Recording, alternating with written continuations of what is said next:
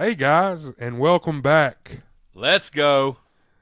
Week number 7, episode number 7 rather, of the Jab podcast. Whatever you want to call it, man.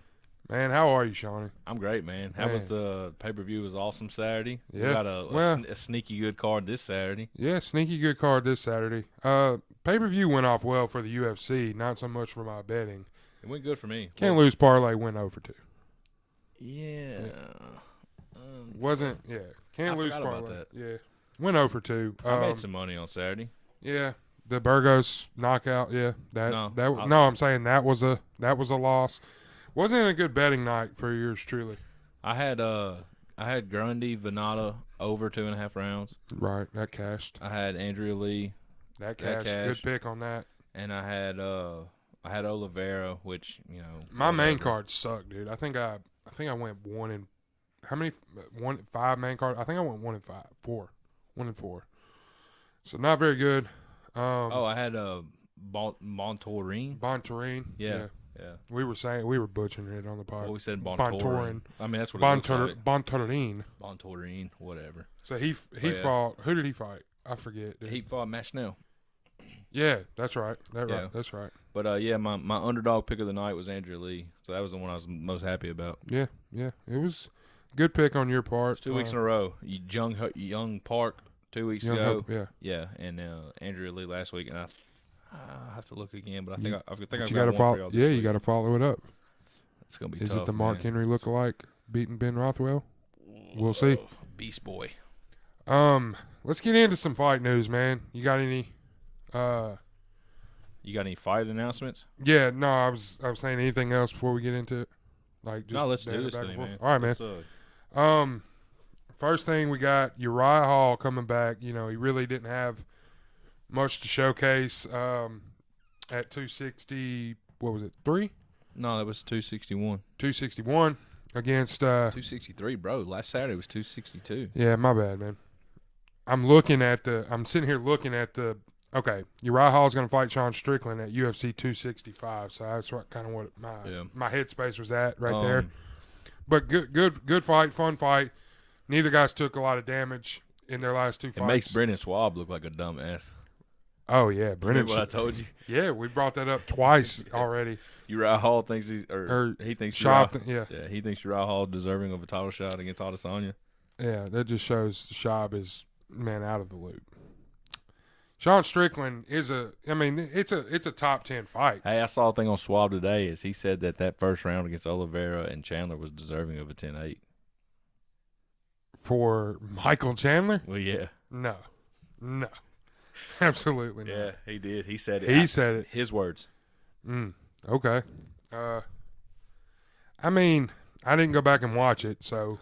Dude, Oliveira had his back for on his back, but it was very close to being stopped in that moment. Very close. I mean, but if you're able to recover and get somebody's back, and you're a submission specialist, yeah. you didn't just lay there and take a beating. Right. That wasn't a 10-8. We'll get to yeah. I never even considered that till you just said something. Yeah. Next fight announcements. Yeah. We got Alexia Olynyk versus Sergey Spivak. That's going to be on a fight night. Heavyweight banger. Jeremy Little Heathen Stevens versus the Gamrot. Matzus Gamrot. That's a fun little fight. Yeah, man. Hold on. Are you kind of bummed out that they didn't run back the Jacare close? Because I am. I mean, there's got to be some bad blood there after the push at the weigh-in. Fight gets canceled, and then now you're. But didn't Close take that on short notice anyway? Wasn't that? I don't think so. I think I'm right about that. I think I'm right about that. You could be. You very well could be. I got pumped up when I saw this one. Darren Till versus Derek Brunson. I didn't know. Yeah. That's going to be August 14th on a Fight Night main event. Darren Till came out today and said that Charles Oliveira winning the title gave him new inspiration, and he believes within his heart like he's going to be a UFC champion one day, just from Oliveira winning the title. So. Darren Till said that? Yes, sir. I don't see the connection there, but I don't either, man. But hey, if that gets you, your fight mind right, man. You know, whatever. Hell yeah. Hold on. Did you also see the Darren Till Chimaev Instagram live deal? Yeah, no, you said something about it Saturday, but I was kind of. Chimaev went on it, which I don't know all the full details either. Like, I'm gonna tell you the best that I can from what I know is from what I've read is Chimaev went on Instagram live and was communicating with fans or whatever. And Darren Till hit him up in the Darren Till hit him up in the comments. It's like, hey, bro, FaceTime me, whatever they call it on Instagram. So he pulled it up on there, and Darren Till was driving with his wife. He's always in the car. Anytime he calls into Ariel show, he's man. always in the car, dude. He's a busy man. He must have a long commute to the gym back to home. He's a busy man. Anyways, carry on. But anyway, I mean, it was a friendly chat. Like, they were smiling and talking back and forth, and pretty much they just said, like, yeah, I'll fight you. I want to fight you. So I don't know if anything will ever happen of it, but I thought it was a pretty cool thing to happen. I'll take it. Islam Makhachev gonna fight Thiago Moises. Really? Yeah, July 17th. That's a step down from Makhachev. For Makhachev? Yeah.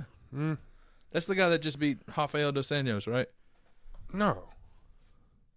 Dos Anjos won his last fight. Did he not? Dos Anjos? No, okay. You're thinking Dos Anjos, and Dos Anjos fought Felder. Makhachev just fight. Man.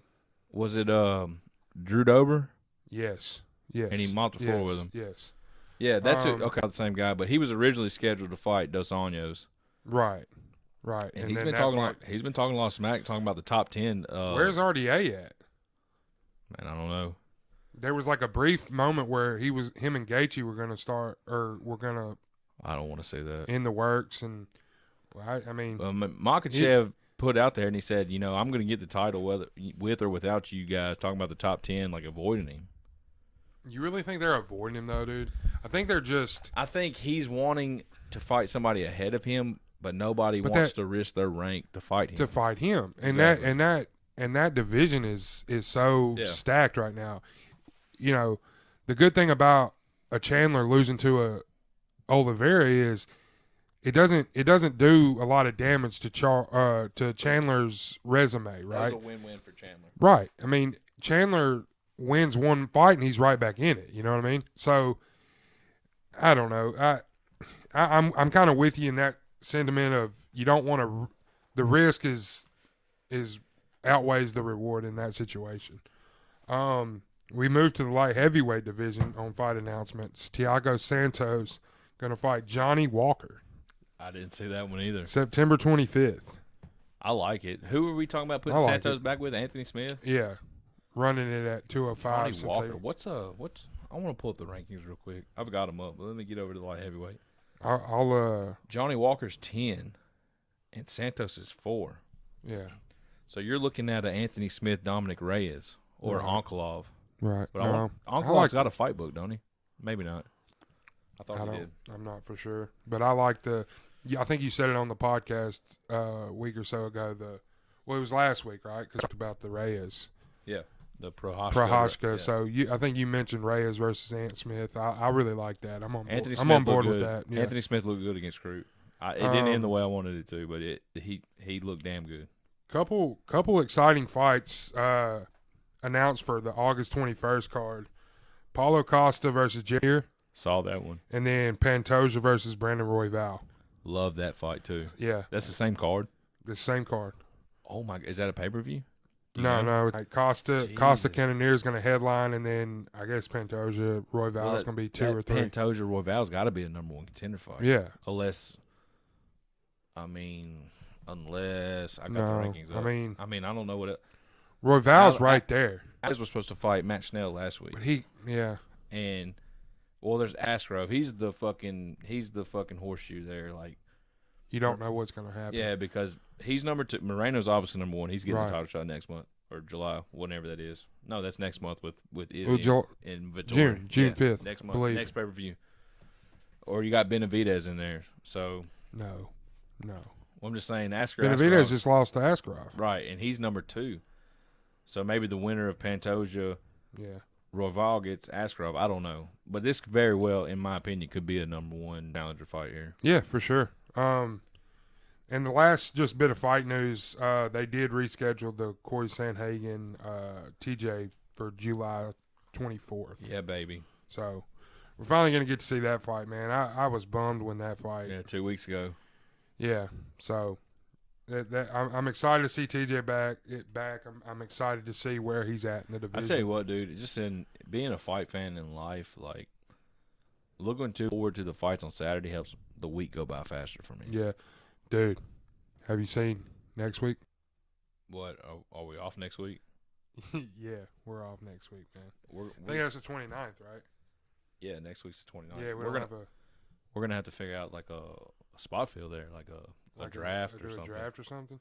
No, I talked to you about this. We need to do like a canceled COVID card or a canceled COVID card. What do you mean? Like fights that have been scratched due to COVID or in the pandemic era. Okay. In the pandemic era. Like if the fight happened, was scheduled to happen and fell through. So like a Gilbert Burns Usman wouldn't be.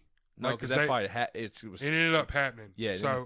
So like we don't want to give away picks here, but like a Costa Whitaker that got canceled and hasn't happened. Dude, I bet that could be like a co-main event in canceled COVID fights. I don't know, maybe it might be my number one pick, dude. Sandhagen Dillashaw. That's not gonna happen until after we do our draft. Okay, but it's got rescheduled though. Is that gonna? We're doing our draft before then. Okay, so it's gonna be like a main card, five fights. Yeah.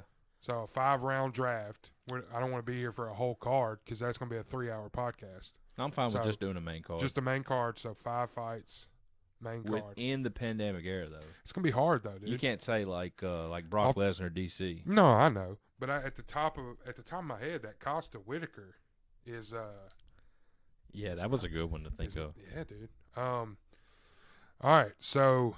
right, book that for next week. Sounds good. I'm excited. That's going to give me something to research because I can't think. I'm just trying to like jog my brain right now. I can't. We got a week, dude. We got a week. Okay. I'm down. All right, so you want to get into what do you want to do? You want to get into 262? Or do you got anything else to add to the news notes? I mean, unless you want to talk about the Dana John Jones stuff, no. Let's hear it. Let's put it on there. What's up? I mean, I've really only read the headline, but Dana said that John Jones can either fight this summer or not ever again. He doesn't care. I don't know. Dana's just gonna.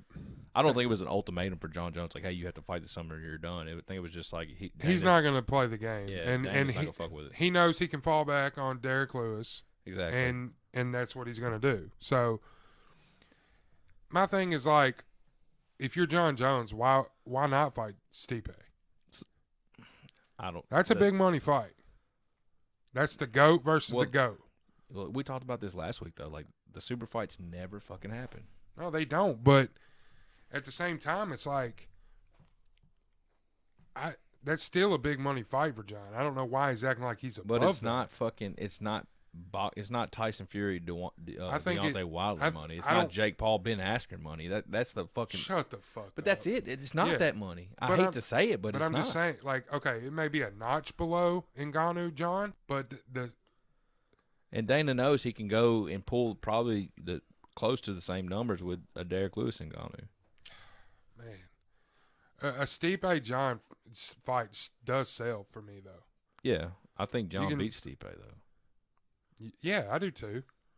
But John doesn't want to go to heavyweight and fight Stipe and get knocked out or exposed. Doesn't get a title shot, right? I get it. I mean, that's a big. If John does go in there and lose to Stipe, that's a big whiff on the UFC too. Yeah, marketing, right? Because you could have had the Ngannou fight, right? You lose out on a lot of money. I mean, John would have to come back and beat a Derek Lewis. Because John's not going to lose to Stipe and then get a title shot against Ngannou. Right, he would have to go beat a Blades or a Rosenstruck or somebody like that. Who says he's going to, Who says John would even do that? He would go back to 205 if you ask me, or go fight Izzy or whatever. So I don't know. That's a soap opera. It's such a gray area, man. Yeah, it's like, come on, guys. I think that's all I got. Let me look again. You said all the fight announcements. Yeah, I can talk about that. Oh, I do got one little piece. Dana White came out today or yesterday and said that for the remainder of 2021, fight nights will be held at the Apex. Right, I did see that. So, I mean, so is he committing to? I think he's just like trying pay-per-views being in person. Okay. I think so. Like, I'm okay with that. Yeah, I mean, dude, it's the world we live in today with COVID and shit. It's a filling out process. He can make the money. So what did he say? Is just I didn't read it. The gates or something, like he just don't. It's not in the budget, I think he's just trying to play it safe. I mean, he could go out there and put all these fans in here, but as soon as something happens, he's going to catch flack for it. Right, exactly. So I think he's just trying to play it safe. So we can get into 262 if you're good. Let's see here. I will say off the top the bonuses. You got those, Sean? I got them. Right. Performance of the night was Oliveira, which, by the way, we didn't talk about this last week, but the pre-press conference, Tony Ferguson talked Dana White into doing 75,000 instead of 50. Okay, I was wondering why we didn't talk about that. I was wondering why they did 75. Ferguson called out Uncle Dana and he said, everything's bigger in Texas, right? So why don't we come off some more bonuses? Everything's bigger in Texas, right? So Dana came out Friday after the presser. He said, you know what, we'll do it. We'll do 75 per bonus instead of 50. Hell yeah. All right. So each of these guys got a. There you go, Tony. Didn't get one, but. yeah. So, Oliveira got 75 on his performance of the night. Burgos, Edison got fight of the night. And then Christos Giagos. Great transition. We'll go into the first fight of the night. Christos Giagos versus Sean Soriano. Lightweight fight. Giagos won second round, Darce choke, but that first round was a fun round. It was a fun round. I gave it to Soriano, that first round. Yeah, I could see it either way. But yeah, I mean, it was something about being in with the crowd. The crowd had these guys in maybe the 75,000 G or 75 Gs, you know. So yeah, they were going at it. They were going after it. It was a high pace. It was nuts right off the bat. I hate it for Soriano just because you got to think, man, this guy's fought so hard to get back in the UFC, and then to get choked unconscious, like he was out, unconscious, gone. Right.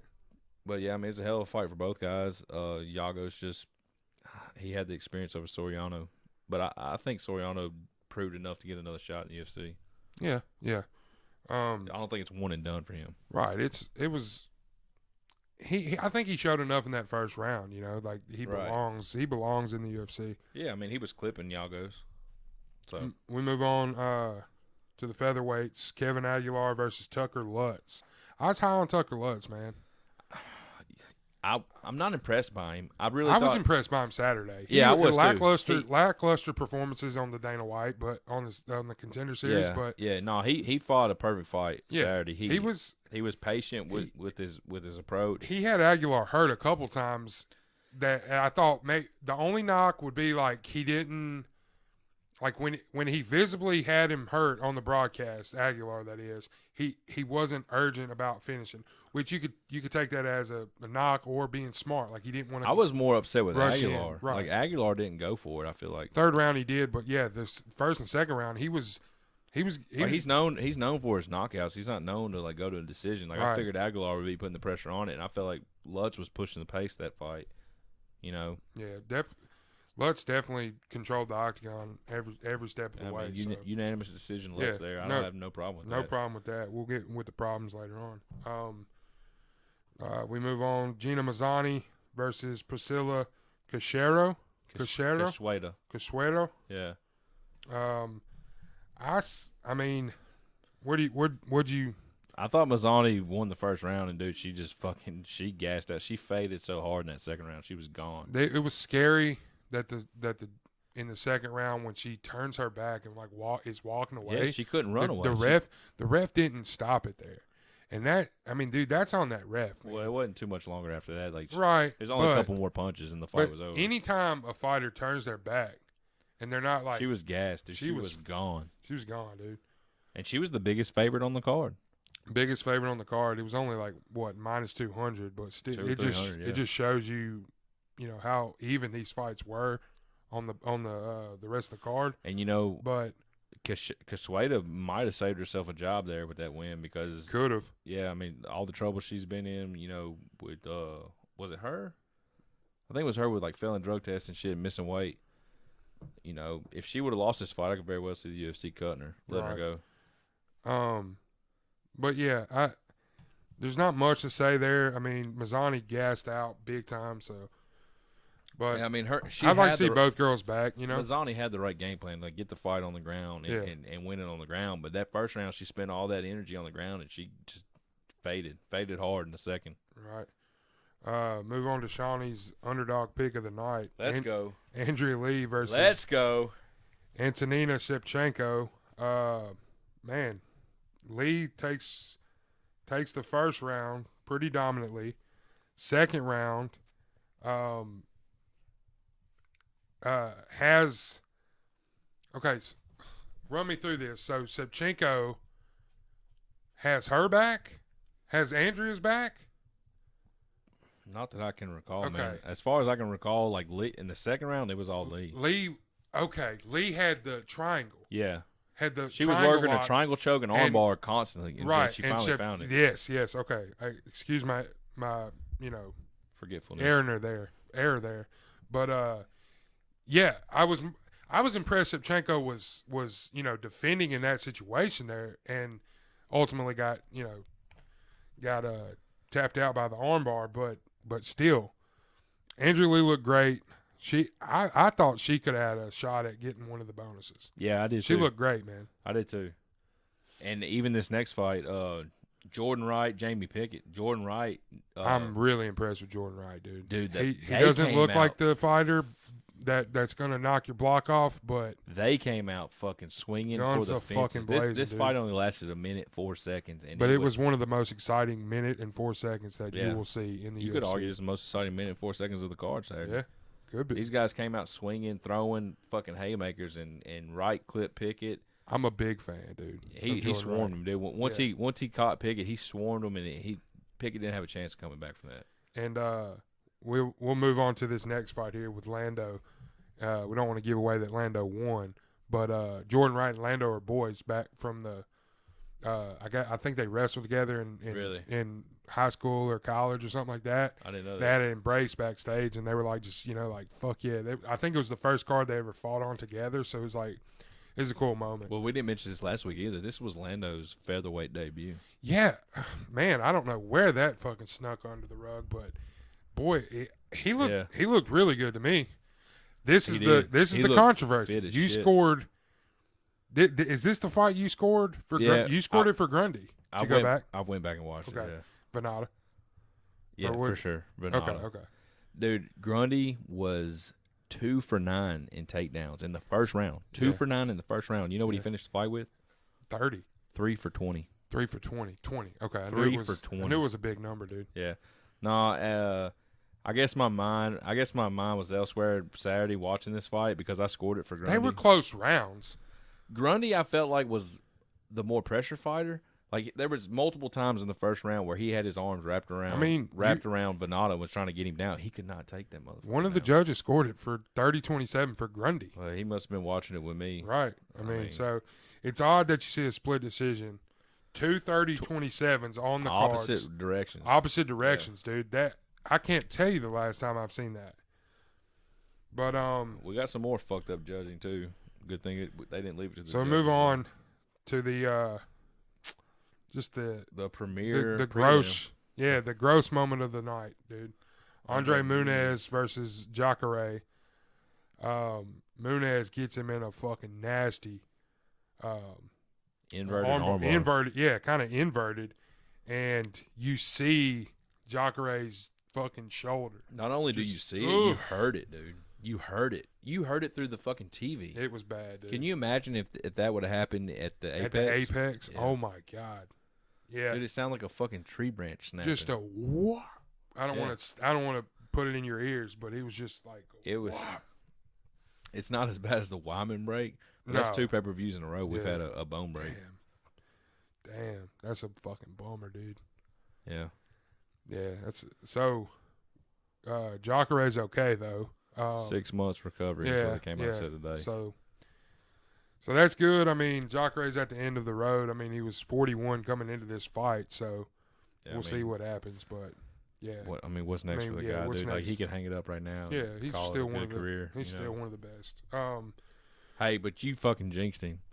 What? Last week. I did say that. So there's no fucking way this guy gets submitted. Jacare's never been submitted. Well, what it took are the a odds freak on that? fucking. It took a freak fucking. It was freak for sure. It was freak for sure. I don't even know if I can go back and watch that. But no, I went back and probably watched the Weidman like 100 times conservatively. Really? Yeah, it was. That one's worse for you? Yeah. Is it the sound or what? The sound, the pop. I can watch Weidman, but like the Sylvia Frank Mir, like I can't watch that shit. I don't know why. That's the Sylvia Frank Mir. Dude. This one last Saturday was worse than Sylvia Frank Mir. Both are bad, dude. The Sylvia Frank Mir, like the Frank Mir one, you can see the bone actually pop and break. And this like, dude, I can still hear Herb Dean. The fight is over. Yeah. The fight is over. Like that. Oh God, that one just still gives me chills, dude. That's a bad one. But we move on to the main card. Terrible transition. Fight of the night. Yeah. 1 round too. No, 3 rounds. It went 3. Okay. I don't know what the fuck. I don't know what the fuck I'm thinking. Shane Burgos, Edson Barboza, not to be confused with Edison Barboza. Fuck you. Hey man, walk us through it. Burgos by knockout bet. Man, dude, man, I was on that shit, dude. Man, I was so confident. Plus 420. I was confident on that, and my can't lose parlay with Tony and Mike. I was pretty bummed. I'm not surprised. I'm not surprised with the Edison Barboza knockout. Oh, excuse me, the Edson. I know. I'm fucking trolling you. Yeah, I'm not surprised with the knockout. I'm just dude. That's the freakiest knockout I've ever seen. Yeah, it was scary, dude. It took Burgos' body a second to react. No, it wasn't his body. It was his fucking mind. Like his equilibrium. No. Yeah, it was scary, dude. It was almost like a fucking. I thought he was concussed or something terrible. Dana White said after they did the decision, he walked over the cage and Burgos came up to him. He's like, "Hey man, I'm fine." He's like, "Well, you go to the hospital and let the doctors tell you that." Okay. Like Dana sent him. So he did go to the hospital. Yeah, Dana sent him immediately to the hospital. Okay, well that's good. I guess we would have heard if it was something bad. I mean, it was just crazy. Like he got hit. And it was like 2-3 seconds. And he backs all the way up to the cage and then falls flat on his face. Then he got funny legs and fell on his face. Yeah, I mean, he fucking. You remember like Ric Flair would take a bump and he would take the hit. And he'd be like, he did the little. That's what it fucking looked like. Yes. Yeah, that's exactly what it looked like. Man, yeah, it was scary. It was scary. It's scary shit. Man. But hey, Barboza looked good, man. I mean, maybe it rejuvenated his career. It was a fun fight. That was a fun fight. You know, let's not take away anything from Barboza. That was a dude. He earned. That was a masterful performance, man. He earned that $75K. Move on to the ladies here. Kaelin Chicagan versus Vivian Orozo. Man, I'm one that scored this fight for Chicagan. I did too. I think they got it right, but I saw a lot of people online saying it was 2-1 Orozo. Really? Yeah. Do you think she tapped? Chicagan? No. Yeah, she was trying to grab. That's the big, I thought she was trying to put her hand. I think she was trying to feel for her other hand, Yeah, I think so too. And a lot of people are giving her shit about that, but I think they got this one right. You know, the judges always get crucifixed for when they get it wrong. Yeah. They don't necessarily get praised when they get it right. But with my judging goggles on, I think they got this one right. Chicagan by decision. Yeah. I do too. I think it all came down to that first round. That was really close. I mean, I gave Chicagan the first round, Chicagan the third round, and then Arroyo the second round. But I saw a lot of people online saying Arroyo got first and second. So, but anyways, I think the refs got it right. I mean, I think so too. It wasn't a bad decision by any means. So no, man, I'm not mad about it. I don't think Arroyo won that fight. So, what's next for Chicagan? She can beat the up and comers. Can't beat the. And that's something I think I said last week. I didn't want to call her a gatekeeper because I thought that was a bad term for her. But I mean, she's ranked number 2 behind Andrade, but Andrade just fought. Goddamn, Shawnee. Valentina. Yeah. So I mean, they still got Kaelin ranked behind her, and you've got who's Calderwood fighting coming up. Jennifer Maya. Yeah, so that's 4 or 5, right? Or no, that's 4 or 6 right there. Okay. Then you got Cynthia Calvillo at 5. Yeah, I don't know, man. I don't either. I like watching Chicagan fight. She's an exciting fighter. I mean, she's already got dominated by Shevchenko. She got beat by Andrade. I don't know what you give to her at this point. Right. We move on to this is a bantamweight fight. Yeah, but flyweights fighting. Yeah, flyweights fighting at bantamweight. Bontarine missed weight at bantamweight. About 1 pound. He still missed weight. Yeah, I mean, he missed weight. Short notice fight, but it is what it is. Judges scored this fight. Bontarine 30-27, 30-27, 29-28. Thoughts, Shawnee? I think they got it right. I think Matt Snell hesitated. If Matt Snell would have went out there and pressured Bontarine, I think this fight would have worked out a lot better in his favor. But he was wanting to react. So did you score every round for Bontarine? I think I had it 29-28. I'm not sure off the top of my head. Yeah. But I had him winning the fight. I had Bontarine winning the fight. Me too. I like Snell.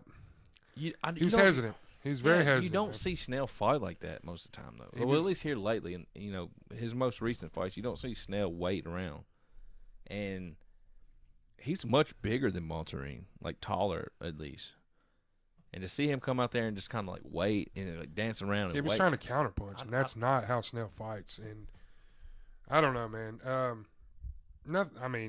not writing him off or anything, but no, of course not. But I was wanting to see him, really succeed in this fight, and I mean, this was take his that fight next to step. win. Yeah, but yeah, I mean, I said something last week about Bontarine submission. I didn't really think if I told you last week and you said Snell decision, I said good pick. Yeah, because I honestly thought if this fight went to decision, it was Snell's fight. Yeah, I really just think Matt Snell played it wrong. He should have went out there and been the aggressor and not waited around on it to come to him. Right. I agree. Hold on. He's still got. All right, this is my question. With that fight being at bantamweight, is that going to affect their flyweight ranking since they're both flyweights? I think it's got to play some part of it, right? Yeah, they both agreed to the fight at 135. Exactly. So Snell's. Bro, it's not even showing him. No, there he is. He moved down 1 to. They switched places. Bontarine was 9, right. Snell was 8, and they swapped. Okay. So I don't know. I don't know what you get out of that. Maybe if Dvorak comes out this Saturday and wins, he'll get Matt Snell. Okay, I like it. I can see it. We'll move on. Yeah. Can we just skip the next 2 fights? No, man, it's part of the gig. Man, can't lose parlay. Did I drink 30 beers after the fight Saturday? Yeah. Well, you were drinking them during the fight, but anyways, yeah, dude, not a good night for me. Anyways, my boy, Tony Ferguson. Versus a guy. We were both on Ferguson. Versus a guy that I've been a fan of in the past. I don't want to say I didn't see this coming, but I didn't see Tony being this version of Tony. I could see Dariush winning the fight, but not the way he did. Not the domination that he did. No. He took it safe. He wasn't taking any risks per se, but he did what he had to do to win the fight. He wasn't coming in Saturday night wanting to fucking stand with Tony. Well, he wanted no part of that. He said that after the fight. He said, I didn't realize how easy it would be to get Ferguson on the ground to do this. And once I realized it was going to be this way, like, why would I change it? Why would I stand with Ferguson? Right. Rightfully so. Yeah. You can't knock the guy for that. No. He saw his way to win the fight. He exposed it. One thing I want to point out, how does Tony not fucking tap to that heel hook? Dariush even said that first. Dariush said he was here cracking, dude. No, in the post-fight, that's the first thing he said. He sat down. He said, "How did he not tap to that heel hook?" He said, "I heard it pop," and he said even after the fight when they did the decision, he said he asked Tony. He said, "Dude, how did you not tap?" He said, "No, I don't feel nothing." Tony's one tough motherfucker. Dude, his fucking ankle was the size of a baseball. We can talk all this like, Tony. Tony's at the end of the road. Look at his last 2. Even with fucking Oliveira had him in the armbar. How did he not tap to that? The Gaethje Ward that took it out of him per se. That was the most brutal one. Was the Gaethje fight because he took a punishment for fucking 4 rounds. That is one tough SOB. I don't think he's done. No. Dude, I don't know that he'll ever get back to a title shot. No. But, man. He won't. No, I don't think he will. He won't. And I saw a lot of people crucifying Tony after the fight Saturday, saying like he's lost all his talent, so he's going back to raw materials where he's just a fucking brawler and he don't have any skill. Like, so I don't believe that. He's still top 10 in my opinion. I mean, there's no doubt about that. On the other hand, Beneil Dariush, rattles off his best performance, or his best resume win. I mean, yeah, we were talking about that last So Saturday. He's never fought anybody of this caliber type. So tell me who you put him in there with. Dan Hooker? I think it's possible it's Michael Chandler. Michael Chandler? I don't know about Michael, dude. I mean, I could see Michael Gaethje. Even after Saturday, Dan Hooker's still ranked below Tony. Tony's at 6, Hooker's at 8. So where's Dariush? 3, behind Gaethje and Poirier. Damn. Dude, he fucking jumped. So you could give him the loser of McGregor and Poirier, but McGregor's not going to take off. McGregor's not fighting Dariush. No way. No way. The only way he would do that is if it's for a title. Yeah. That's because if Charlie Olives would have lost to Chandler, and Conor loses to Poirier, and then if you was to say, hey man, Oliveira versus Conor, McGregor. Yeah, but I'm just saying if you would have proposed. So what do you think of that then? A Gaethje Dariush? I mean, yeah, I guess, man. We got to get Gaethje back in the mix. We got to get Hooker back in the mix. We'll get that. We'll RDA get that fight next. Let's talk about the main event and then we'll play matchmaker. But I want to ask you this. It's all same division, so while we're on this fight, I do want to ask you this. Even though Tony Ferguson's still top 10, okay, after taking losses like his last 3, which by far Saturday was the best looking one of his last 3. Cowboy's wanting to come back down to 155. Cowboy wants revenge from when they fought. Do you think that's a realistic fight? Do you think Tony takes that fight? Nah, Tony dominated. I don't think Tony takes that fight either. I don't think he does. But Tony will take like a. I think that would be a fucking fan. That would be a fan favorite fight. Yeah, because they fought when Cowboy was on the rise, and we were talking about him to get a title shot. He fought Tony. I'm just saying, like, if Tony's I could see him running it back. Dana, I haven't seen anything where Dana's like told Tony, like, look, this is it, kid. You gotta, put him in the Cowboy situation. It's gonna take 1 or 2 more, unfortunately. So what would be? I don't want to see it. What would be like a sunset fight for Tony Ferguson then? Like right off to? I don't think he's wanting to ride off anytime soon. No, he came out today and said he's pissed. Like, this is just the beginning. Has him and RDA fought? I could see him doing that. Why not? 2 guys getting a little bit longer in the tooth. As of right now, Tony Ferguson 6, Dos Anjos 7. Let's do it. Let's do it right now. Let's do it. I'm cool with that. I like that. All right, let's get into the main event, and then we'll run down this division a little bit more. We'll play matchmaker. Yeah, I like this because this is the most intriguing fucking division. No doubt about it. No doubt. So we got Charlie Oliveira, Du Bronx, versus Iron Michael Chandler for the vacant UFC lightweight championship of the world. Bro, this is the first time I've when Bruce Buffer's calling out the names and they're getting ready to go, my heart was fucking racing, dude. Dude, there's not a lot of fight. I was on the edge of my fucking seat. There's not a lot of fighters that get. And you had Chandler and I had Oliveira, so that maybe that played a factor for me. It did. But I was on the edge of my fucking seat. Heart was racing. It's Chandler for me, dude. I'm a big Chandler guy. I love Chandler. And that first round, I thought this was his night, and man, boy, did it turn like a fucking dime. Bro, when he hit Oliveira, I was like, that's it. And Oliveira fell forward. Oliveira was on all fours, and Chandler standing over him throwing rights. I don't know how the fight didn't get fucking stopped. I don't either. Oliveira gets up, gets his back, gets the body triangle, and then all of a sudden you start saying, it's over. Yeah. It's over. The greatest submission guy of UFC history's got a fucking body triangle on this guy, and it's over. The fact that fucking Brennan Schaub thinks this is a fucking 10-8. Hey. Dude, fucking kick rocks, bro. Hey. You don't know shit, Hey, dude. I've been saving this one. No, dude. I've been saving this one. two of the judges that were scoring that fight, Sal D'Amato and Chris Lee, after the fight was over, they pulled the scorecards. No. Both of them had it at 10-8. It's a fake. Both of them. It's fake. Both of them. It's fake.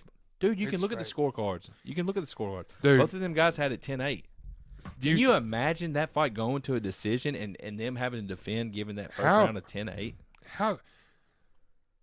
How long did Charlie have have his back? I mean, it feels like it was like for the second half of the round. Dude, my heart was racing so fast. A minute felt like 10 hours. Okay, we may have to go back and watch it, but he had the back, and Chandler, dumped him backwards onto the mat. So it was at least a minute or two. At least. So, and it may be us watching it in the moment, but that did not feel like a 10-8 round, dude. No. It did not. No. And I'm the biggest Chandler guy, on this podcast, and dude, maybe that's not a 10-8 round. No. A 10-8 round is getting demolished. We got to fucking stop giving these motherfuckers 10-8 rounds, dude. A 10-8 round is getting fucking your ass kicked in for 5 minutes. Dude.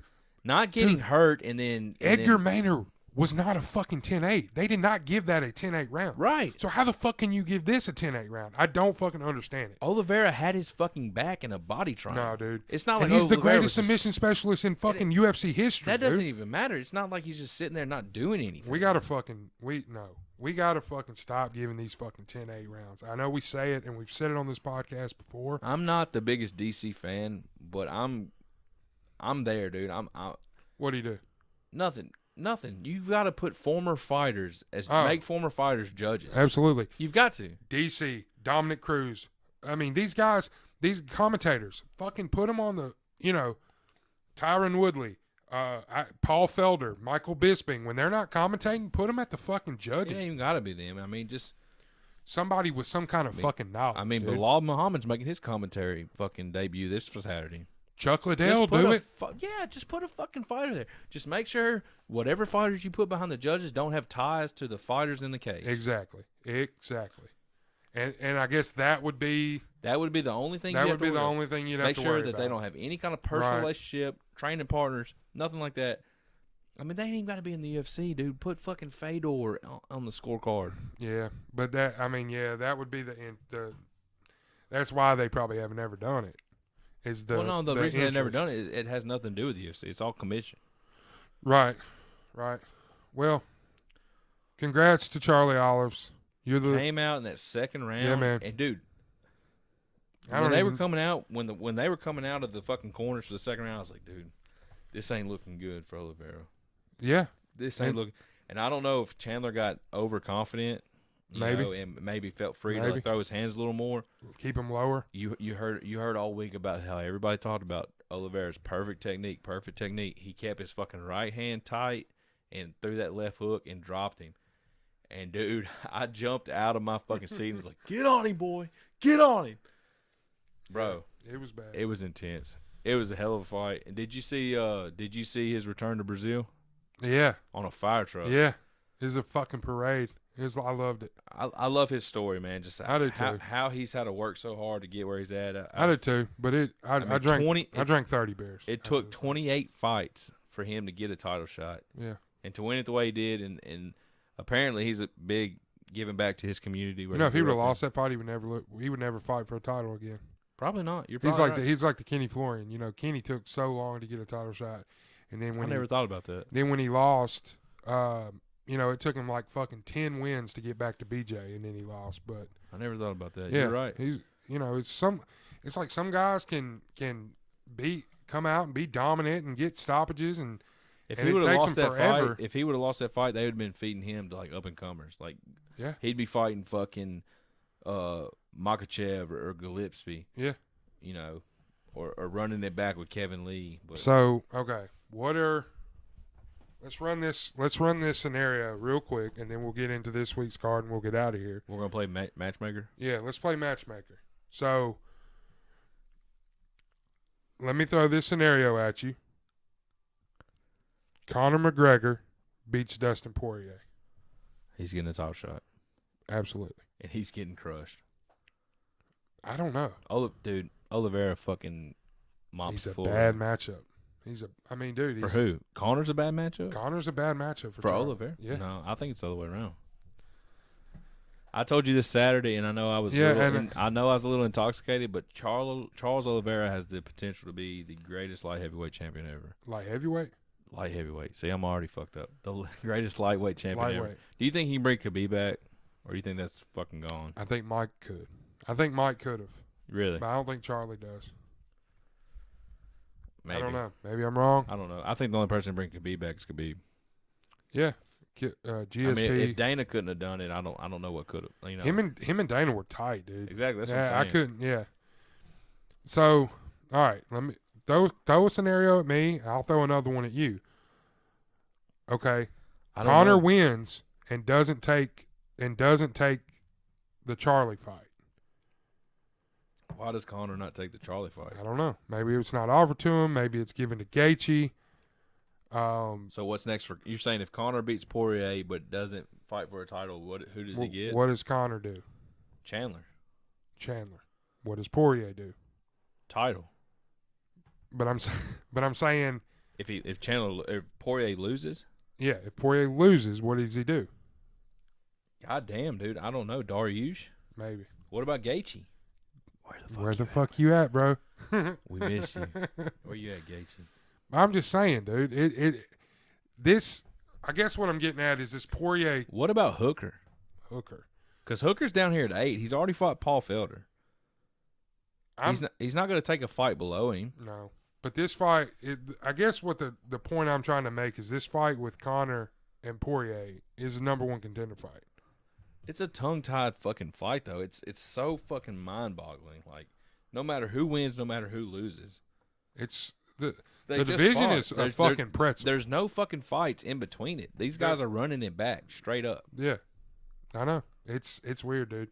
This division, as heavy as it is in a fucking knot right now. And Gaethje's out here. When was the fucking Khabib Gaethje fight? October? Dude, it was November? September? It feels like it was before the pandemic. I know it does. I know it does. I know it wasn't. But dude, it feels like fucking forever. Which is why we have fucking brought Gaethje up in every fucking podcast. It's like, dude, like what's going on with Justin Gaethje? Like, why can't he get a fight? I know he's training. I know he's on Instagram. You want my honest opinion? I think you go ahead and book a Gaethje Oliveira fight now. Yeah, I think you go ahead and do it. That way, if anything wonky happens in the Poirier McGregor fight, right? You've got Chandler there, you've got Dariush there. Yeah, you could do Dariush Chandler. I mean, you could do Dariush and Gaethje right now, but if you do that, you're automatically booking whoever wins that Poirier McGregor fight to get a title shot. Yeah, I think we just talked about every scenario and didn't talk about every scenario in the same breath. It's a fucking knot, dude. Like, I don't know what to do. You look at all the names in the rankings and you say, okay, you got Oliveira, Poirier, Gaethje, Dariush, Chandler, McGregor, but you're sitting here talking about Poirier, number 1 ranked lightweight in the world, fighting the number 5 ranked lightweight in the world, McGregor. Yeah, and then talking about giving somebody a title shot. It's just. Yeah, it's confusing, dude. It's a problem that I'm sure Dana and them love to have. I don't know. Their job's hard, dude. Here's the problem. Here's the problem that Dana. I don't see how they can love to have it. McGregor's ranked number 5. Yeah, and you jumped Dariush to 3. He's the biggest fucking name in the UFC. The only name, the biggest money making name in the UFC. They want him to beat Poirier. 100%. 1,000%. I don't think it's going to happen. I don't think it does either. But, anyways, we're going around in circles here. But yeah, that's their money. That's their money cow. You know. So I mean, that's why Poirier took the fight for the 3rd time. Yeah, you know, he could have fought. He could have fought Chandler for the title. He could have fought Charlie Olives. He had the chance for the title shot. He said no. I want the red panty fight. Let's get into it, dude. Let's get into this fight night. On ESPN Plus. UFC Vegas 27, right? Yep. Headlined by Massachusetts boy Rob Font versus Cody Garbrandt. No love. We'll go bottom up here. We're gonna start off in the lightweight division. Is Aguilar.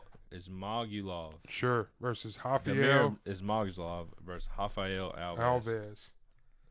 Damir, I've got the biggest favorite on the card at minus 550.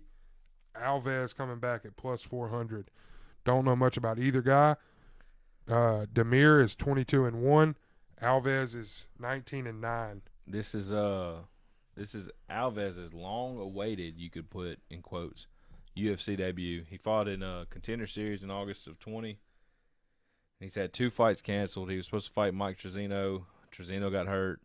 And he was supposed to fight Sabatini, I think, a couple months back, and he missed weight.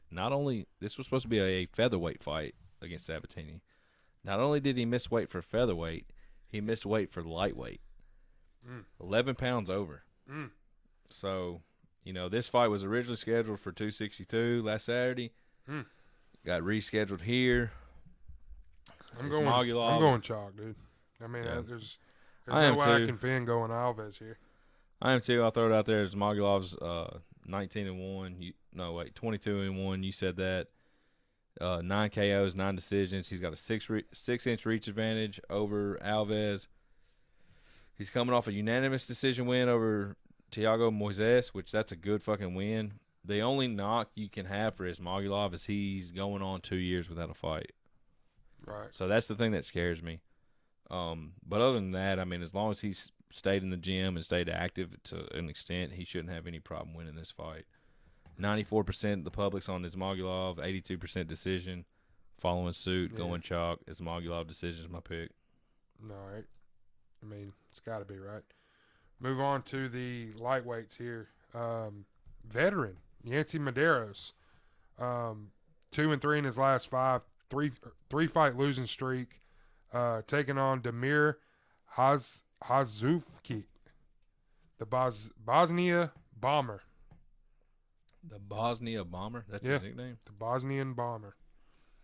Okay. 2-3 in his last 5 as well. 2-fight losing streak. He's the slight favorite at minus 120 over Medeiros, coming back at minus 105.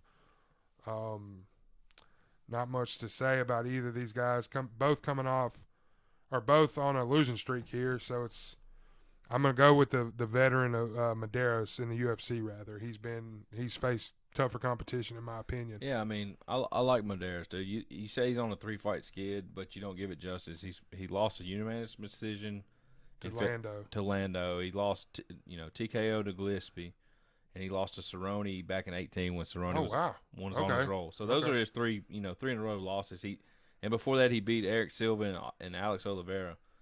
So he's been in there with the best of the yeah. I mean he's fought names. I mean he's fought fucking names, dude.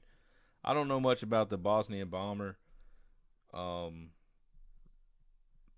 do know that Medeiros has a 5.5-inch reach advantage. He takes a lot of shots, but just comparing the resumes here, I think you got to lean Medeiros. They're about the same age.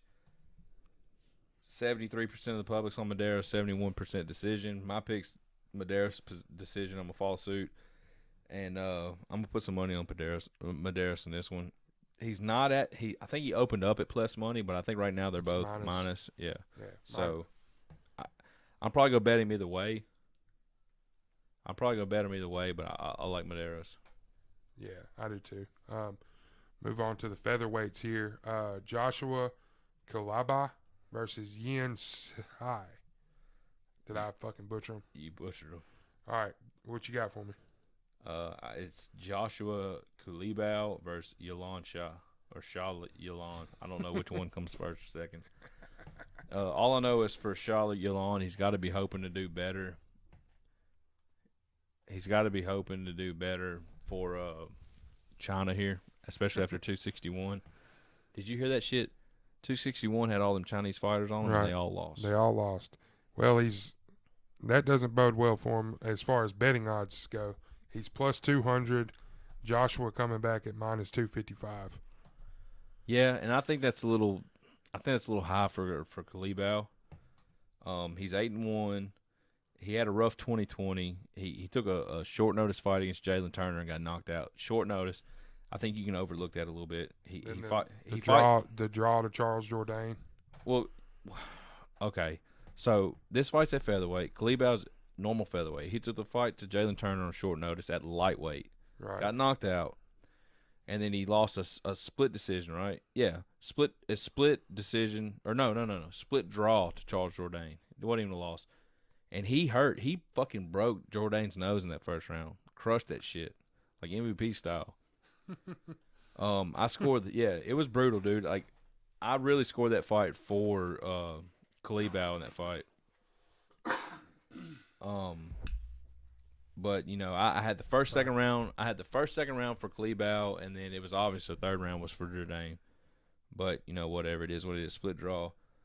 Charles 17-6, making his UFC debut, and then the only notable fight to me that he's got is a KO loss to Rongju, who was unimpressive in his UFC debut at 261. Right. He did a lot of barking and no biting. No biting, yeah. 82% on Kalibao, 72% decision. I hate to do this to you guys, but I'm running chalk again. Yeah, me too. Kalibao decision. Move on here to the flyweight division.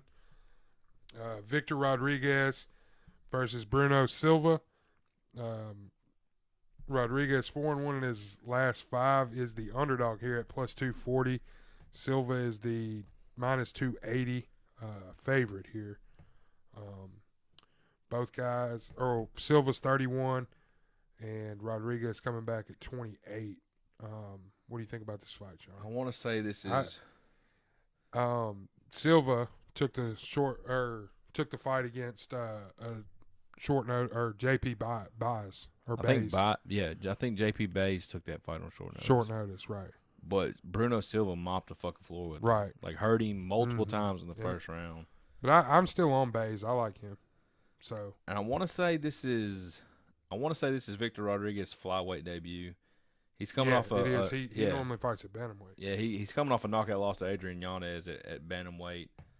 So that makes me like this fight even more for Bruno Silva. He's 11-5 coming off the performance of the night bonus over Baez. We talked about that. Rodriguez is 5-3.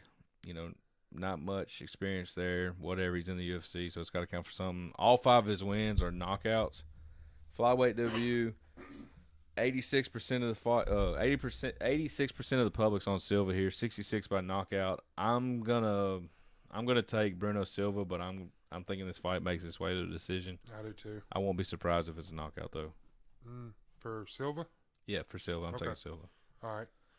This is probably my most intriguing fight of the night. This one coming up. Yeah. Claudio Silva versus Court the Crusher Mcgee.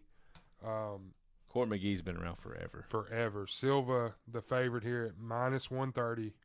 Court Mcgee at plus 105. Shawnee, do you want to hear a fun fact about each of these guys? I would love to hear a fun fact about each of these guys. They both hold victories. Over top contenders. Yeah. Claudio Silva has beat Leon Edwards. Split decision. It was 6 years ago, but he's got to win. Court Mcgee. I want to tell this one. Can I tell you? Go ahead. Court Mcgee holds a win over your boy, Bobby Knuckles, Robert Whitaker back in 2013. That was crazy, dude. A split decision win over Bobby Knuckles. That was crazy. But Court was fighting at middleweight back then, so you could. But that's even more of a. Or no, was Bobby? Bobby was fighting at welterweight back then. Really? Yeah. Okay. I think that's right. That may be wrong. Fact check us. Fuck it. If you look at Court McGee's resume, man, I mean, he's on a 3-fight skid. He's been in there against everybody, man. Conned it last year. Fought Sean Brady in 19 and fought Diego Lima in 19 too. All of them went to decision. I mean, This guy's story is crazy too. If you're not familiar with it, man. Court battling addiction, battling fucking alcoholism, and battled back and made a career. A great career. Even though he's one of those guys that you see Court Mcgee on a fight card. It's gonna be an exciting fight either way it goes. That fight with and I like his chances in this fight. I do too. That fight with Condit. That was a fun fucking fight, dude. So I always like to see Court in there, man. Who you taking? I'm taking Silva. Oh, I'm taking Silva. Silva lost to James Krause. This is his last fight out there in October last year, which I want to say James Krause was hurt in that fight, and it was still able to fucking land shots on him. Fuck it, I'm going Court Mcgee. I don't think that's a bad pick because if Court Mcgee,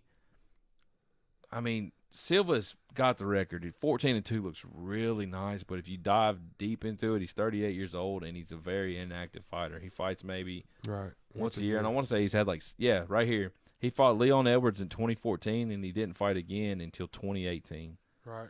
So he took time off, and none of these names jump out at you besides Leon Edwards, which fucking who knows what Leon Edwards was in 2014. He lost to James Krause, like I said, who was hurt in that fight. I think he had like a broken hand or something. Right. But I'm gonna go Silva.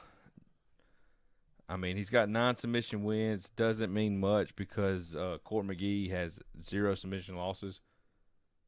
86% of the public's on Silva, 52% by decision. I'm just gonna follow chalk. I'm not gonna touch it with my money. I'm not gonna bet it. Right. If I do bet it, it'll be because Court Mcgee becomes plus money, which right now he is plus 105. Right now? Mm-hmm. According to Tapology. I don't think he is on FanDuel. I think they're both minus money. Anyways, we're going by. If I can get Court Mcgee at plus money, I'll take it. Okay. It's worth the bet. But you pick for the pod. Yeah, Silva decision. Okay. All right. We move on to the heavyweight division.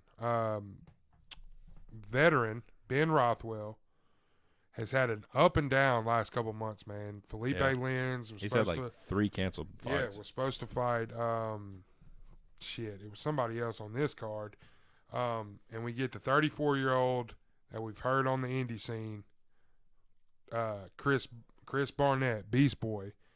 Super heavyweight. He gives up a ton of reach to Big Ben and Rothwell. And a ton of height, too. That's what I'm saying. Ton of height, ton of reach. Big Ben's at 6'4". Barnett's at 5'9", dude. Hey, did you know Barnett has a win over Walt Harris? Really? Yeah. Holy shit. Yeah. And just type in. If you don't know who Chris Barnett is, type in Chris Barnett go to highlights Google. on YouTube. Yeah. We'll go to Google Images first, and I just want you to look at this guy's body type. Is this dude not Mark fucking Henry? Very well could be his fucking stunt double. Right. This dude is like fucking. He fights at super heavyweight, like over 300 pounds for most of his fight, 300, 330 pounds. But he comes out there with the most energy I've ever seen for a heavyweight. For a guy his size, you know. Yeah, and he'll throw fucking spinning fucking wheel kicks and Superman punches. And he's exciting, dude. I'm excited for this fight. I'm definitely not picking him. I'm taking Rothwell. No way. So, you know. Barnett's going to come out there with a ton of energy. Oh, he's going to be an entertainer. That's why he took this fight. He's going to come out there and try to finish Rothwell quick. But yeah, but he's Rothwell's a plus 250 underdog. Rothwell coming back at minus 334. Rothwell's had over 50 fights, dude. Yeah, There's nothing that Barnett's going to throw at him that he's never seen before. And to his credit, Rothwell's fucking crazy as fuck too. Crazy. So this is going to there's nothing that Barnett can throw at him that he's not. To me, Rothwell can take a punch better the older he gets. Yeah, it's crazy. What the fuck you gonna do to Rothwell, dude? So I think Rothwell's gonna sit the first round out. Play him, be patient, let dude gas himself out. Let dude gas himself out a little bit. Rothwell's gonna knock him out, but hey, I want to throw this at you. Long shot bet. Rothwell sub is plus 1,200, and I'm thinking about it. Man, I'm thinking about it. If this dude gets tired, if Barnett gets tired and Rothwell gets him on the ground, yeah. Dude gives up his back pretty well. Barnett gives up his back easy. So if it gets in the second round, gets him on his back, I could see Rothwell pulling out a choke here. It could happen. This is where we go to the featherweight division. Bill Algeo versus Ricardo Ramos. Premier prelim. Right. Let's see here. The odds near even. Minus 115 for Algeo. Minus 105 for Ramos. Both guys 3-2 in their last 5. I'm gonna lean Ramos here. He's the younger fighter. Trains a little bit with Team Alpha Male. I don't know, man. It's a coin flip fight in my opinion. Both guys have been impressive, even though taking losses in their last couple fights. This fight was originally supposed to happen at the Whitaker-Gaslam card in April. Right. I like Algio here. Okay. I liked him against Spike Carlisle. Well, that's the thing. He looked really good. That's the thing with Algio. I want to say, what was his fight before Spike Carlisle? Ricardo Lamas. Yeah, so he took that fight on short notice and lost, right? Mm-hmm. So, yeah. Was that his UFC debut? Oh, I'm trying to get it pulled No, up here as I'm talking. No, it wasn't. Yeah, it was. Okay. He fought a contender series and lost. My bad. That's what I'm thinking of. He fought Ricardo Lamas on short notice, which that fight was at, what, 155? 155. Unanimous decision. He came in and fought Spike Carlisle. A lot of people don't give Algio credit, though. They blame Carlisle for getting gassed. I don't know. I could see it either way, whatever. But, yeah, I like Bill Algio with a full camp. I could see this fight going either way. I don't think either one of these guys are going to knock each other out. I don't think they have that kind of power. Ricardo Ramos has an awesome knockout over, who is it, Amin Zalal or something. Mm-hmm. It's like a spinning back elbow, right. Something crazy like that. But, I mean, other than that, I don't think you're going to see a knockout. I like decision. Ramos by decision. Yeah, I mean, if this fight gets on the ground, I think it's Ramos' fight to win. I think Algio's hopefully worked on his takedown defense some. So if he can come out there and keep the fight on the feet, I like him. So 58% on Ramos, 74% decision. I'm going to take Algio decision. Okay, I like Ramos by decision. So we're different on there. Same method but different. Move on to the main card here. I've got the first fight of the night. Jack and okay. That's right. All right. This fight's supposed to happen on Saturday. Yeah, starting off the main card here with a bang. Middleweight division, Jack the Joker Hermansson versus Edwin the Golden Boy Shabazian. Shabazian coming off his first defeat in his MMA career versus Derek Brunson. He is plus 20 underdog against Jack Hermansson. Plus 20. Plus 120, I'm sorry. Good catch there, bud. Versus Jack Hermansson, 3-2 in his last 5. He's the slight favorite at minus 155. Coming off the unanimous decision loss to Marvin Vettori, and Vettori's, big coming out party. Nobody saw Vettori picking them apart. Picking them apart like that, just dominant. Yeah, just dominant in all assets all facets of the game. Yeah. This is a tough fight to pick and break down because I don't want to take anything away from Hermansson, but the heel hook to Gaslam was kind of kind of a fluke. Not I don't want to say a fluke, but just a weird submission that you're right. A weird submission he caught Kelvin in. Knocked out by Cannonier and a decision win against Jacare are his last 4 fights. So I don't want to take anything away from from Hermansson. Shabazian hasn't really showed me much either. He in his coming out party against Brunson, he didn't look impressive at all. He looked awesome in against Brad Tavares. Yeah, but Brad Tavares ain't got no chin. So right. I don't know what to expect out of this fight. I'm going to take the value in Shabazian, but I don't love it. I don't love it at all. I don't think. Hermansson's got to weather the storm in the first round. That's the blueprint to beating Shabazian. Shabazian's young. He's 23, and maybe he learned something since losing to Brunson in August. But if this fight gets out of the first round, I have no reason to believe Shabazian can win it. And honestly, if his cardio is the biggest question mark. So I think if Hermansson can get him out of the first round, Hermansson's going to win this fight with some kind of choke. Hermansson's got a tight squeeze, a real tight squeeze. Yeah. Is Shabazian still training with? As far as I know, yeah, Ronda and them. With Ronda and okay. Right here. I don't like that head coach Edmund Taverdian or whatever. I think we get a lot of answers in this fight, like where Hermansson is. Where's Hermansson at? Where's Shabazian at? Exactly. This is a big. If Shabazian being 23, like he's got. There's not a fighter in the UFC that's ranked higher than Shabazian that has a bigger question mark on his cardio. But 74% on Hermansson, 64% sub. Hermansson submissions plus 500. I'm taking Hermansson KO. I'm thinking. But okay. I'm going to bet money on FanDuel. I'm going to bet Hermanson. I'm going to double chance it. KO or submission is plus 115. I like that. I like Shabazian by knockout. I'm going to go that way. I don't think that's a bad pick. I really don't. Like we said, we're going to find out a lot about each guy. I think we're going to get a lot of answers in that fight. Which makes for an exciting fight, man. I mean, yeah. The only thing is Shabazian comes out there and knocks out Hermanson in the first round. We may not get any answers. The only answer we may get is hey, Shabazian's a knockout artist, just like we thought he was. Okay, yeah. Let's move on to the flyweight division. David Dvorak versus Raleigh. How do you say that, dude? I would say Raulian Paiva. Paiva. I knew Paiva, but so it kind of looked like Julian Raul. Maybe. Anyways, but them R's, in Portuguese. Dude, Dvorak. Yeah. He's on some kind of crazy fucking 15-fight win streak. Undertaker. Love it. That's my favorite. That's my favorite alias on the card. Dude, Undertaker. I mean, it's better than fucking Cookie Monster. Yeah, Esparza, fucking Cookie Monster, motherfucker.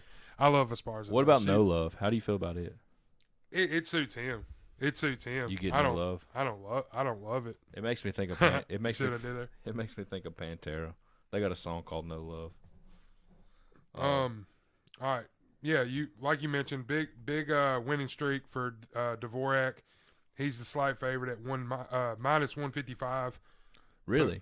He's only minus 155? Pavia coming back at plus 125. He's 3-2 in his last fights, coming off wins from Zukmalov and Mark De La Rosa. Yeah, but a lot of people think Zougalas won that fight.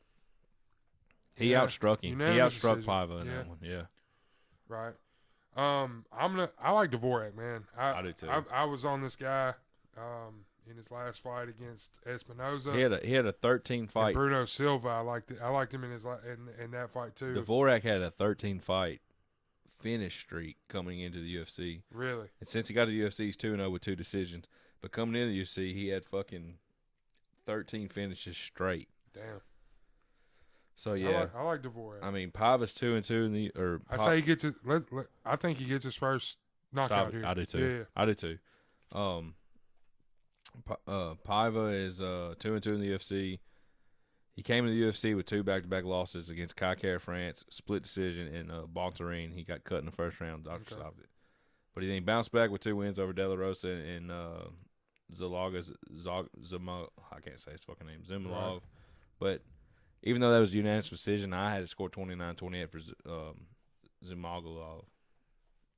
So I do see potential for performance of the night here or fight of the night here, and I definitely think whoever wins this fight, especially if it's Dvorak, they get bumped up there for title contention. Yeah, in the mix. I mean, Dvorak's a dark horse here. Right. So your official pick is Dvorak by knockout in the second. Okay. 87%. I like knockout. 87% of the pick here is on Dvorak. 85% is decision. I'm thinking like you're thinking. I'm thinking Dvorak gets his first UFC finish. He's got his feet wet under the lights, So I mean, dude, he's a gamer. I hate saying that on the podcast now. That's like the most overused term on the podcast, probably, except for me saying or absolutely. I've tried to watch the absolutelys to keep it to 2 a pod. I like absolutely. Absolutely. Anyways, let's move on. 2 featherweight women keeping this division alive. Felicia Spencer versus Norma Dumont. I think this is a bloodbath. I think, you like who? Spencer. You like Spencer? Yeah, me too, man. She took. I mean, dude, her 2 losses are 2 decision losses to the greatest women in the game, Cyborg and fucking Amanda Nunes. She took Cyborg to a decision when nobody would take Cyborg, or nobody could take Cyborg. She's went 8 rounds. Yeah. She went 5 with Nunes and 3 with Cyborg. Right. Okay. I got you. Yeah, I think this minus 160 that Felicia's getting here is so low. I jumped all over that. I put 3 units on it this morning. Did you? Okay. All right. Thanks for I put 3 units on Felicia this morning. Thanks for letting me know that, man. Yeah. You could have put some on there for me. Norma coming back at plus 125. I don't want I don't want to discredit her. She lost to Megan Anderson, came back, won, beat Ashley Evans Smith.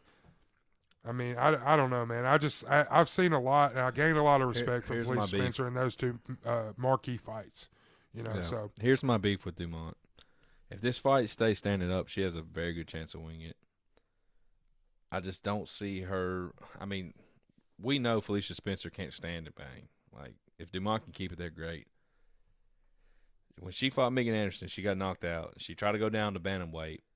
Her first fight got called off when she was supposed to fight Erin Blanchfield in April. She missed weight, way overweight. I think she was like 5 or 6 pounds overweight. They canceled the fight.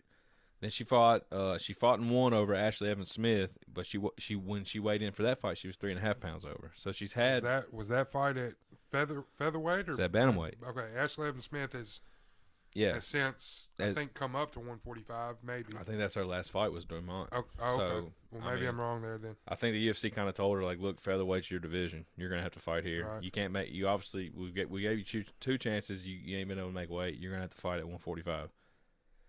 So, I kind of think she's getting thrown to the wolves here, even though she is, no pun intended, she's stepping in for Danielle Wolf to fight Felicia Spencer here, short notice. Right. So she's taking this fight on short notice. Not a lot to expect here. Yeah, I mean, 91% of the public's on Spencer. But I mean, I think Felicia needs to be like north of 200 here.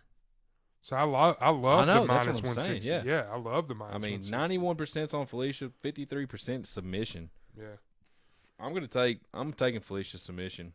And if you want to do the prop bet, it's plus 420 right now, submission. Felicia Spencer by submission. Okay. I'll be safe and do decision. My bet was, I told you I put 3 units on Felicia. I just took her to win the fight. Line, okay. I may go back, depending on what the line does by fight night. I may sprinkle a unit, half a unit or something on submission. All right. Let's move on to the heavyweight division. Justin Tafa versus Jared Venderoth. Yeah. Yeah. I like Venderoth here. Plus 150 underdog. Justin Tafa minus 190. Justin Tafa 4-2 overall in his professional MMA career. Venderoth 3-2 in his last 5. He's the elder of 2 years at 29. He's going to have an 80-inch reach. Tafa's 74-inch reach. Yeah, 6-inch reach advantage for Venderoth. Maybe I'm wrong here. Why do you like Venderoth? Tafa's last two losses against Cashero and Felipe are red flags to me, dude. Why? He quit in the Felipe fight. Dude, he got caught by Cashero backing up. And the Felipe fight, I think you could argue he won the fight. I think you could argue it. Going into that third, 1-1 going into that third round. And I had it scored for Felipe. Tafa didn't do shit in that third round. This is my concern with this fight. I don't think Vander is a bad pick. Because the safest pick of this fight is it's not going to a fucking decision. No.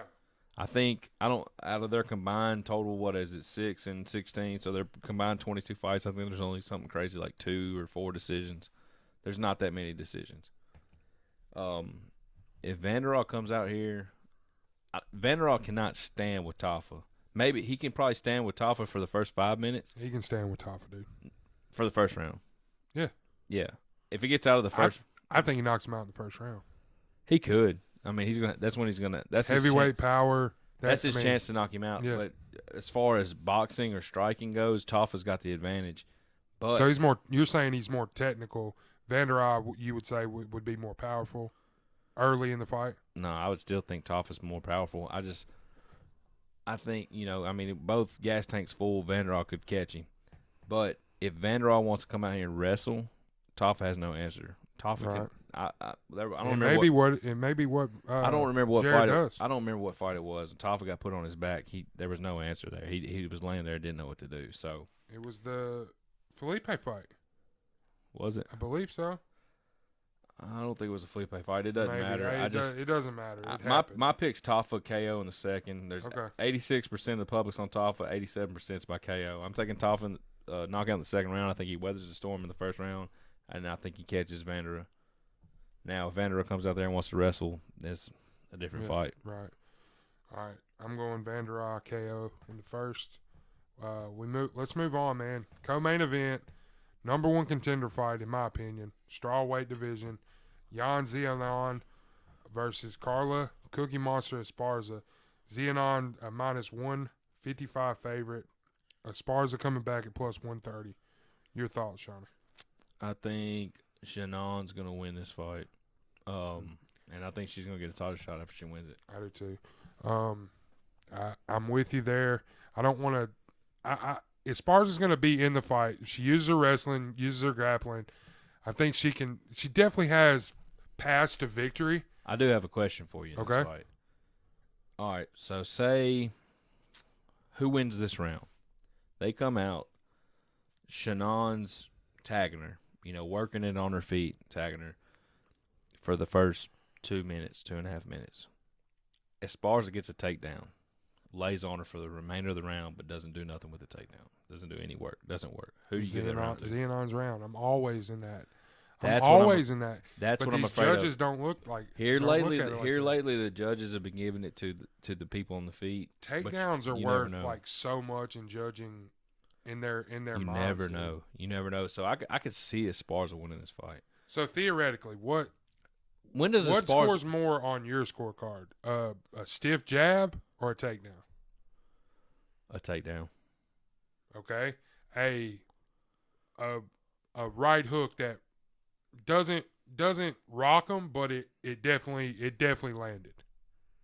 Or a takedown. I mean, probably the right hook. But I mean, every fight's different, man. Every fight's different, but I mean, dude, I don't know. So what you threw that scenario at me? What? Because I could see you would give it to Zenon. Zenon, yeah, I think Zenon. Zenon. I like saying Zenon. That's what it looks like. It's Zenon. Or Janan. Yan Janan or Yan Janan. I don't know how to say it. But when have you ever known Esparza to do anything with her takedowns? Never. I mean, I don't want to say never, dude. I mean, she can get takedowns and keep the fight there, but she doesn't work. I mean, she's able to hold position on a lot of these girls. Right. She's coming off 3 decisions. 2 are split, and 1's a majority decision to Alexia Grasso. But you could argue she didn't win that fight against Rodriguez. You can argue she didn't win it against Karate Hottie either. Yeah. That's a split decision win. So the judging has been on her side. Even the one over Grasso was a majority decision. That's what I just said. So her last 3 fights, the judges have been on her side now. So does that luck run out, or does she fight the same kind of fight and she gets the same type of decision at the end? I mean, Janon's on the 12th. I'm going Janon, and I don't think it's close, dude. I think Janon's got good enough takedown defense to keep this fight on the feet. Keep this fight standing, and I'm going to give Esparza credit. It's going to go to a decision, but it's going to be clear cut, man. I like Zenon in a decision and a decisive decision. Esparza's going to wear the fight in this. At the end of the day, at the end of the day, the result of this fight is going to depend on how the fight takes place. If it takes place on the feet, Janon's going to be getting a title shot against Rose. If it takes place on the ground, do you think if Esparza wins this fight, she'll get a title shot? We'll get a rematch of the tough finale. Esparza took it the first. I think if Esparza wins this fight, they'll run it back with Weili Zhang. Yeah, but yeah, I mean, I'm taking Janon, Janon. 78% of the public's on Jan, 92% decision. I'm gonna follow suit with that. Like I said before, I think she's got enough takedown defense to keep this on her feet. All right. This main event, fucking banger, dude. No. I don't know what other word to say but brawl. This is going to be a fucking brawl. Yeah, this is a fucking street fight, dude. Just like all Cody's fights. All Cody's fights are fucking brawls, man. Come out in tank tops and fucking blue jeans. How many kicks do you think get thrown in this fight? Over under 9.5. 9? Over under 7.5. I mean, kicks will be thrown. Kicks will be thrown. No, over under 7.5. Over. Yeah, kicks will be thrown, dude. Kicks will be thrown, dude. No. Calf kicks are the new fucking rage. So, I mean, they'll be thrown, but this is a boxing match. This is a fucking boxing Rob Font's a fucking boxer. Cody's a boxer, but kicks will be thrown. Over 7 for sure. But But I mean, because calf kicks are the new fucking. You know. I looked at the odds earlier this morning because I wanted to know, but the safest bet on the card is this fight's not going over 3 rounds. Really? This fight is not going over 3 rounds. Really? I don't know, dude. Somebody's getting knocked the fuck out. Yeah, but and dude, I think this we could could see be a scrap, dude. It's going to be a scrap. No, I'm saying it's going to be a scrap. I'm saying it could be all, you know. I don't think Rob Font loses this fight. Man, dude, I don't either. But Cody looked damn fucking good against the Sun Sal. He fought an older Sun Sal. He did. But, dude, man, Rob Font is up and coming. He's on a 3-fight win streak over Mraz. He fucked Mraz's world up. I had Mraz. I picked Font. I picked Font. Yeah, dude. you did. I had Mraz picked in that fight. He had a unanimous decision win over Ricky Simone and a unanimous decision win over Sergio Pettis, which looks a lot better now than it did then. Who is now the bantamweight champ, flyweight champion. Yeah, bantamweight. Is it at Bellator? No, it is flyweight. Yeah, it is flyweight. Yeah. Yeah. So yeah, I mean, Garbrandt's 12-3. He's coming off a win, but before that, he's got all 3 losses. 2 of them to Dillashaw. TJ. On steroids, allegedly. And, he's coming back too. Yeah. We just talked about that. And Pedro Munez, who at the time wasn't, you know, well all of them as knockouts. Well, right? But I got Font a -130 favorite here. Cody at +100. Font fighting out of Boston, training with Joe Lozon, so he's got the submission. What do they call him? The New England Mafia, something like that. Yeah. So he's training with some good jiu-jitsu guys to go along with that great Sit Yo Tong fucking boxing. So I like Font here. I don't expect this fight to make it out of the second round. I like Font here, but I like it to go all 5 rounds. I think it's going to be one of those fights that we talk about at the end of the year as a fight. Do you want to bet right now over 3 rounds? I will. Over 3 rounds, I'll take it. So what do you want to bet? 10, 20? I mean, I don't care, dude. Let's bet $10 right now. $10 right now. I'm taking the under 3. I'll take over. All right. Under 3 rounds. Dude, I think this is one of the fights that's going to be a 5-round fight. You don't know what the decision's going to be at the end of the fight. This ain't going to no fucking decision. I'm just telling you, dude. This ain't going 3 rounds. Both guys can take a fucking punch. I know Cody's been knocked out three times in a row. Before this is Sun Sal fight. He had such a fucking speed advantage over a Sun Sal, though. It wasn't. I know, dude. But he doesn't have that speed advantage. This fight stacks It's up. going to be a fucking brawl. It's going to be a fucking brawl. I really wish they would have paired this fight up with fucking Sandhagen and Dillashaw on the same card. Could you imagine? No, because Cody and Dillashaw would have been can't be in the same. Yeah, they would have been fucking brawling backstage. No, they can't be in the same arena. Dude, I'm telling you. I'm feeling myself right now. I really do. I had a good week last week. And I got to take a little bit of chances, dude. Yeah. I got to kind of, No, you do. Yeah. I feel myself a little bit, and I have faith.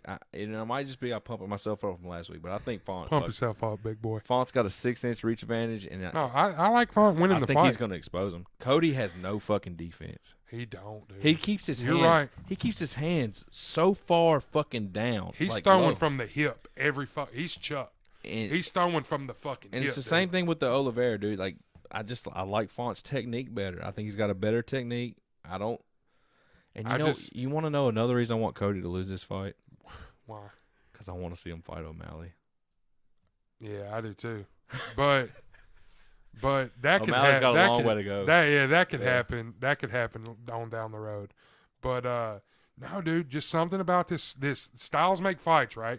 And these two guys style up fucking perfectly to have one of these, 5-round fucking wars, dude. Banger. Just a war. I expect a war. I don't think Cody's chin can hold up. I could be wrong about decision. Very well could be wrong. These dudes fucking throw heat, man. So I could be definitely wrong about that. But it will be.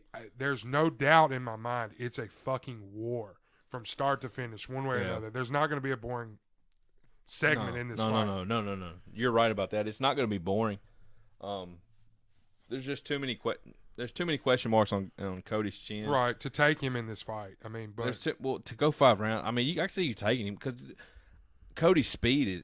I don't know world class. Yeah, I don't know if there's anybody that's got better speed in the UFC than Cody. But I think Font can catch him. I think Font's going to hit him. That's the thing. Like, if Font is hitting him well, if Cody don't improve on his head movement and don't get his fucking hands up, he's going to get knocked out. Yeah. You're right about that. He's going to get knocked out. He throws from the fucking hip. And that's, until he proves to me that he's changed and he can keep dodge, his hands up. Keep his hands up. Like, I'm going to pick against him, dude, against guys like Font. Just go look at the fucking punch he hit against the Sunsow, dude. That motherfucker was coming from his knee. Yeah. Like, golly, man. Yeah. That was nasty. It was devastating. Yeah. But if you got a guy that's counterpunching that, Cody's the one fucking unconscious at the bell, not a Sunsow. So, you're right about that. I mean, I love Cody. I love watching. I love Cody fight. too. He's one of the. He's a fan favorite.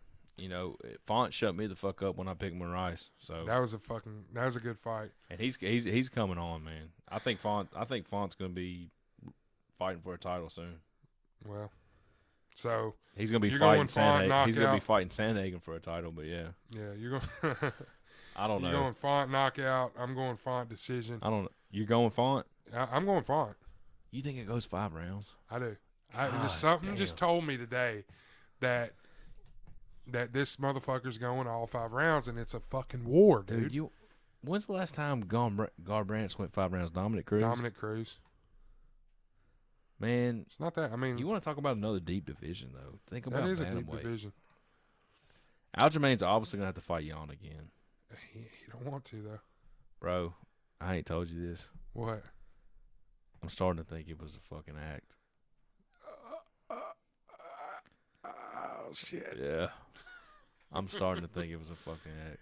It was. I saw it again, dude, and I was like, that it was rough in the moment, but man, he's playing it all wrong, and he might be doing that just to get haters. I think he's embracing the heel roll. I think I was on Aljamain's side because I had money on him in that fight, and now that it's kind of, it looked bad. It looked. At the end of the day, it's Jan's fault because he threw it. It was illegal. It was, but the more I see it, the more I'm like, fuck Aljamain Sterling. That was a fucking acting award if I ever seen it. All right, let's get out of here before we piss Aljo off and he comes and knocks down your door like Maurice Green did. You got his ass cut from the UFC. I did. Yeah, you did, motherfucker. Anything else post show, man? Yeah. My picks for fight of the night is gonna be Ramos Algio.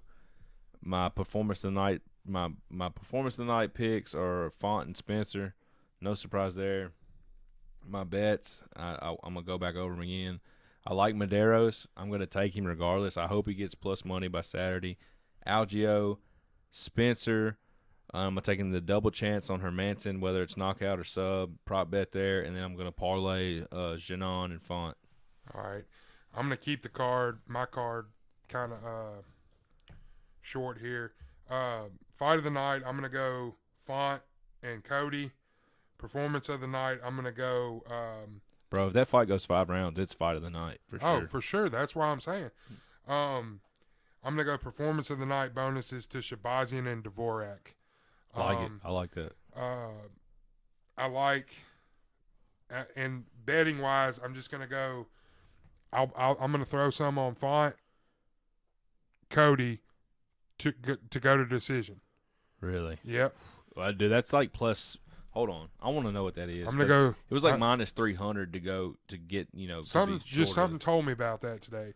I'm gonna parlay. No fucking way. I'm gonna parlay Shabazian and Dvorak, and then I'm gonna throw max bet Felicia Spencer.